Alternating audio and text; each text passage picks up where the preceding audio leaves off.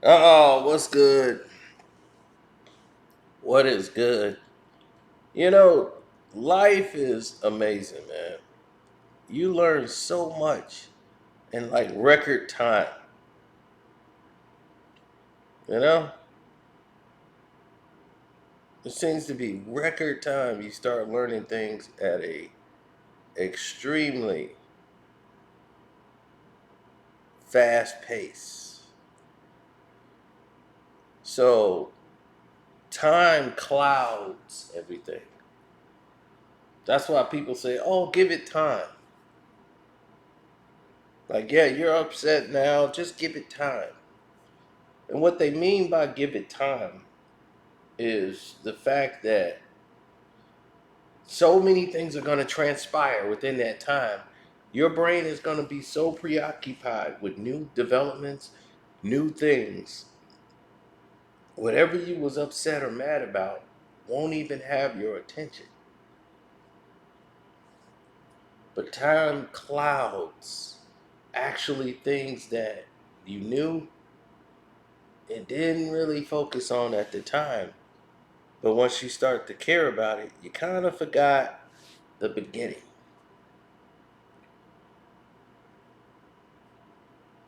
Now, when people look at Stephen Curry, they look at what a dynasty. Hall of Fame basketball player, changed the league and how the game is being played. Right? And he did it being himself.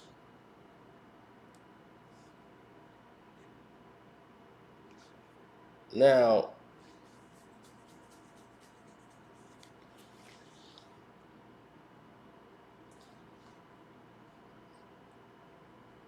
the way I look at it, let's take Stephen Curry. Now, we all know Monte Ellis was the starting point guard there, right? And Monte was their guy that they liked. He was the proven veteran, 7 years in the league. He's been the sure thing on that team. Now,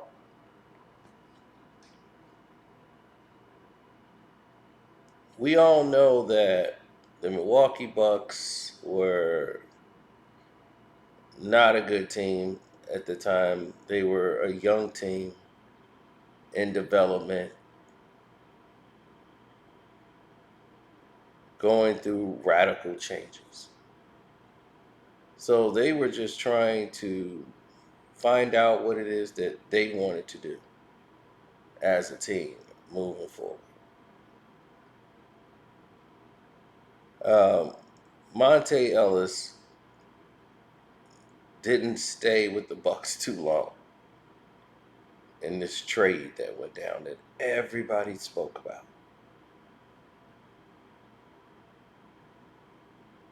And the reason why is because they cared more about getting Bogut out of the way.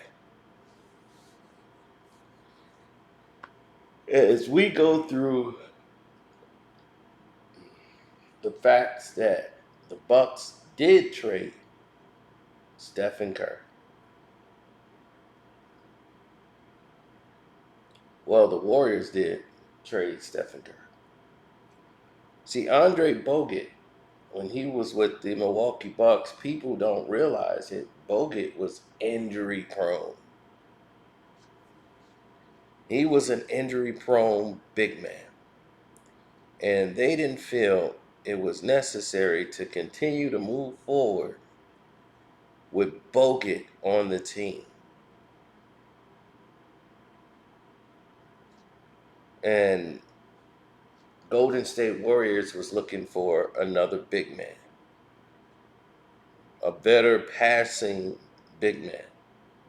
Bogut could pass out of the post really well. And And they felt that if we can get Bogut healthy, this could, help out the team by having a passing big man who's also could set picks. He was very mobile for a big guy.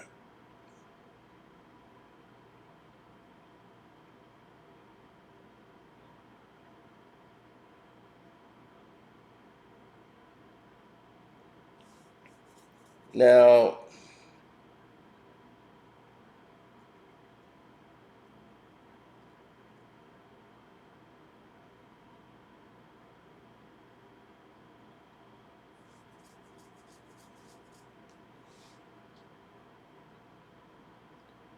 everyone talks about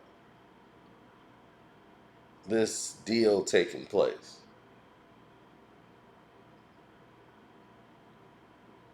and that Steph Curry was the one involved in the deal.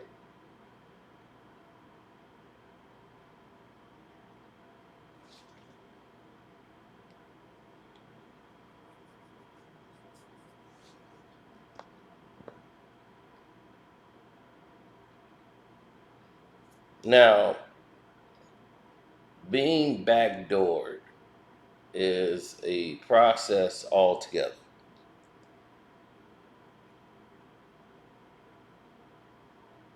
Now, there was one person fighting for this deal to take place the way it did, and there was one person who had to make a decision and had lost in the decision. And we're going to talk about that later. That's in a whole nother video that's going to be well documented. And you're going to have all the missing pieces that you need for this video. But, hell, I should do them back to back.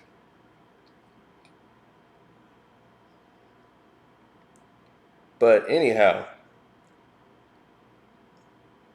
going into this deal, they felt, well, with Kwame Brown, we need a more versatile guy. Kwame's hurt right now. Kwame had some type of injury, some type of chest injury or something at the time, and they were gonna get rid of his contract, and he was traded for Captain Jack. Monte Ellis wasn't involved.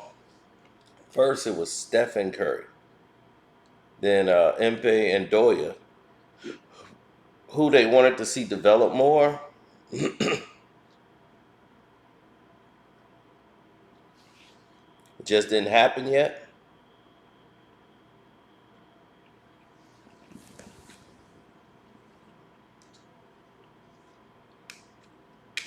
So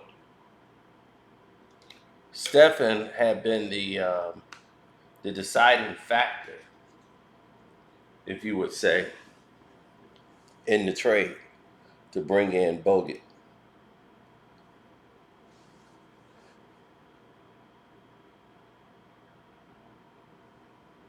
Now, there was a lot going on with Golden State at this time. And what people seem to do is make observations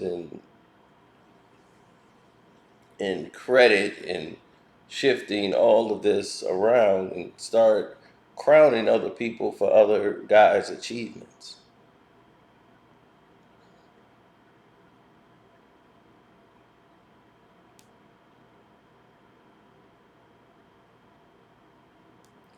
Now,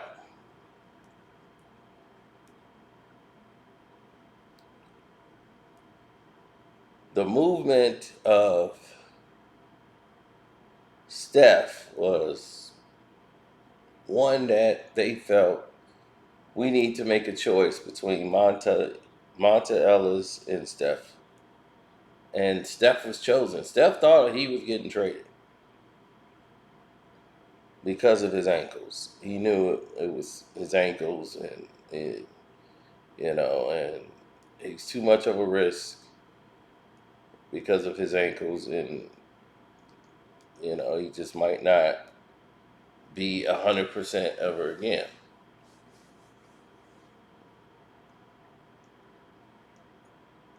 So going down this road,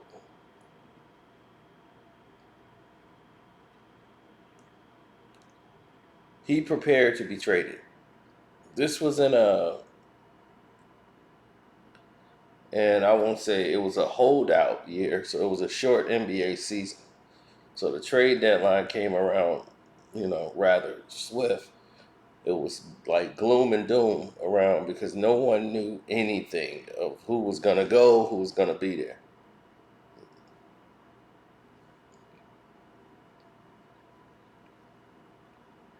So they felt they didn't have that defensive presence in the middle from a big guy who could trade, and they had to get Andrew Bogut on the team. The Bucks wasn't going to pay him, and this is what the scenario was going to be. So the Bucks is like, okay, what could you give me? So the team doctor on the Bucks saw the trade, which it had Stephen Curry, Kwame Brown, and Udohu. What's his name? Ekpi. So he didn't work out.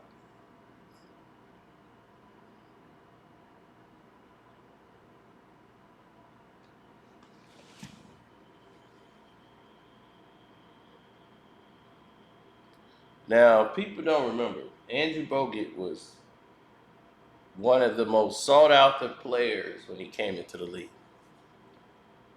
And he came in the league in 2005. He was the number one pick overall in the draft. But he's had injuries all throughout his career. And now he's in the twilight of his career. The Bucks are not going to keep him in any way, shape, or form. So he's going to get traded at the deadline to somebody. And they rather go with the Golden State Warriors.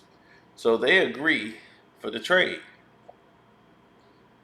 They have to do a medical report, of course. So they look at the medical report of Bogut, right? So Bogut had just came back from dislocating his elbow. He sprained his right wrist. He broke his right hand. And that was like the previous season. Then he had a lower back injury, prior to that. So he's been averaging 12 and 9 throughout his career.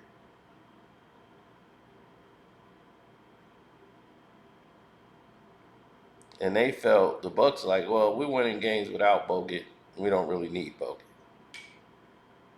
and we might make the playoffs anyway. So that's where we're headed. So the deal was agreed,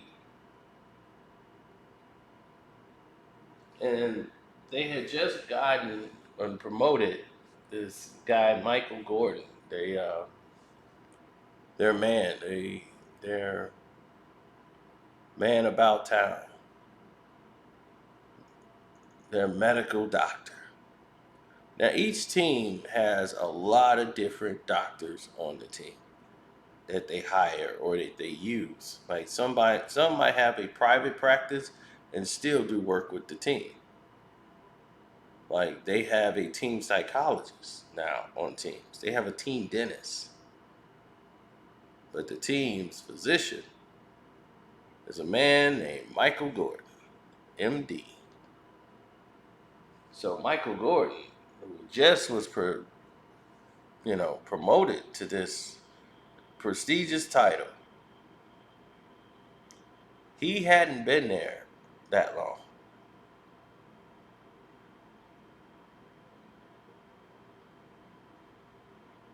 And David Haskell, who's been there, he's the longtime medical advisor. So they're looking at all of the scans that came back from Steph Curry's ankle, doctor's report, and the actual x-rays and the type of injury Steph had. And they said, I wouldn't do this deal.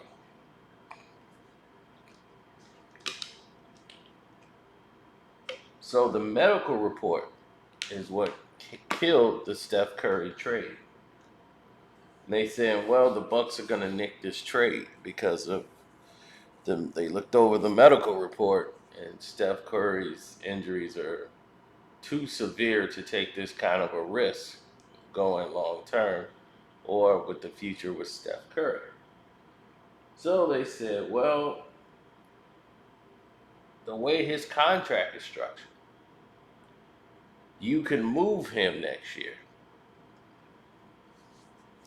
They still were trying to get rid of Stephen Curry. Now, this is going to shake the world, right? The future of the entire league was almost on the same team as Giannis. So that's all we know because Giannis is yet to be drafted. But he would have been, even if this trade went down. Getting rid of Bogut created the space for Giannis. Now,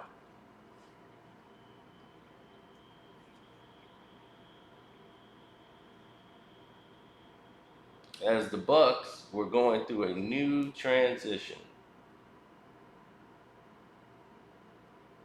Steph Curry thought it would be in his infinite wisdom to ask like his agent, like, man, what's going on? His agent is in the dark. Nobody knows what's going on with the team. It's just like, hey, you'll know when I know. Trust me, you'll know when I know. I know nothing right now. So they said, well, do we want to do this trade? Monte Ellis is the only other option on the table. And we're going to be forced to keep Steph on the team.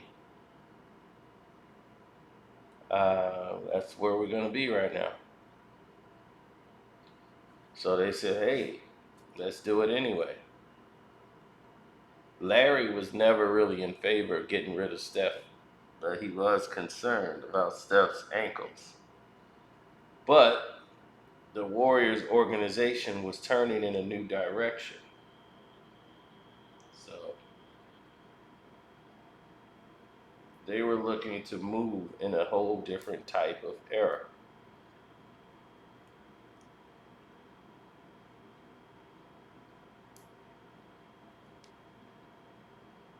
But we'll see what happens. Because now the world is turning.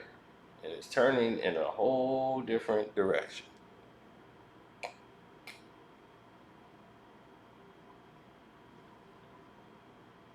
Steph stays with the team. Monte Ellis takes his place. And the trade is done.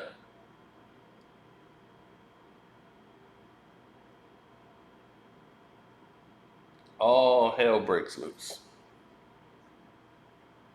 Because the very next year, like I said, Monte Ellis was gone. But now,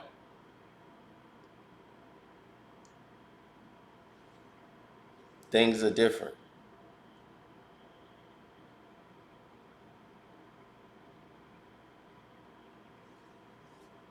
Things are completely different.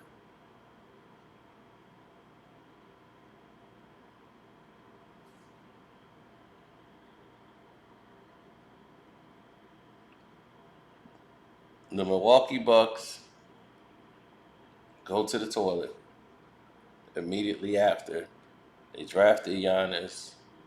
They won like maybe less than 20 games. I would say that's probably the worst season in Bucks history.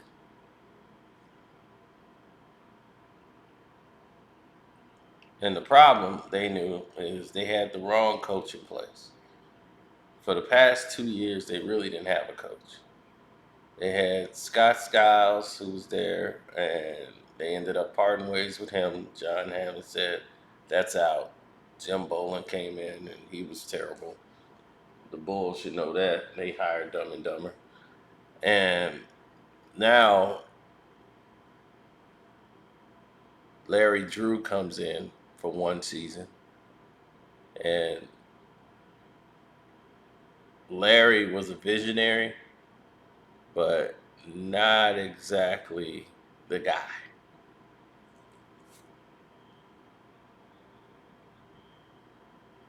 So Larry was gone, and Jason Kidd came, and it was the best thing that ever happened to Giannis. He had someone who actually played the game that could help nurture his game and what he was trying to do out there on the court. He had someone that could help him adjust to the pro level and how everyone else is playing and how he can impact the game.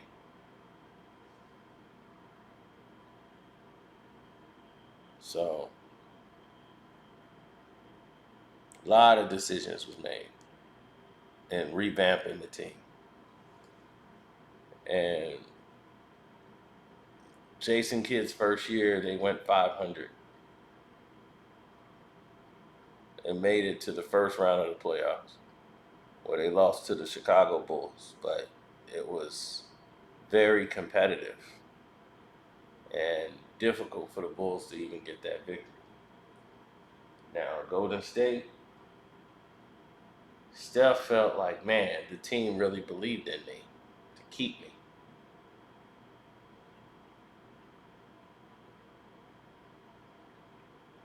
Because if the Milwaukee Bucks would have traded for Stephen Curry, they were going to trade him anyway.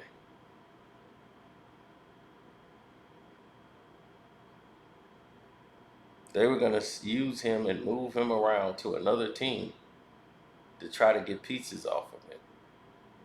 That was it. So Steph would have probably been a free agent or something, but they weren't going to keep Steph and Giannis. That they really had no plans of that. So it's possible he could have been on the team when Giannis got there, but the actual fact of those two playing together on the same team, I don't see it happening because the team was going through so many different changes in direction on where they were going to go.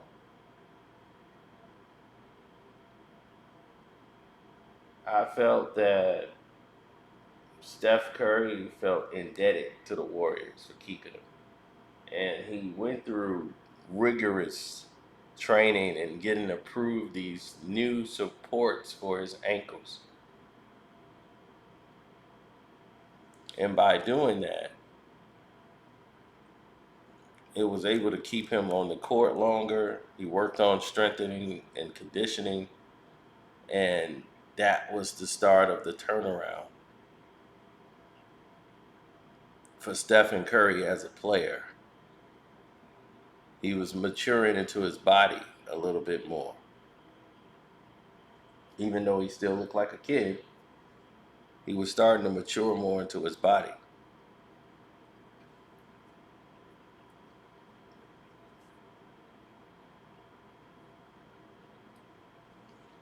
Now, this is going to be a connecting story with another piece of the puzzle that you guys need to really put this all together into one, because this kind of happened in the middle of it, this trade, as to why this, you know, was coming to be.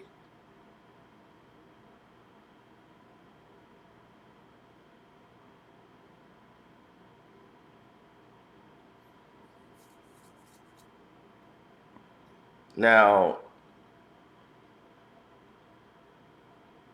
all you have to do is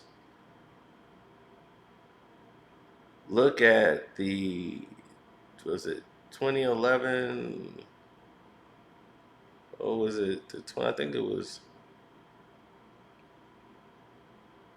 the 2011-2012 season. The Warriors wasn't good, right? So making that trade was very essential.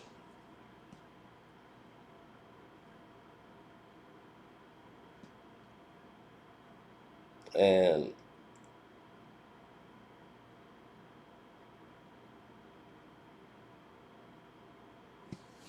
that trade was very instrumental in putting the team where it needed to be. After Steph felt like, man, this team believed in me.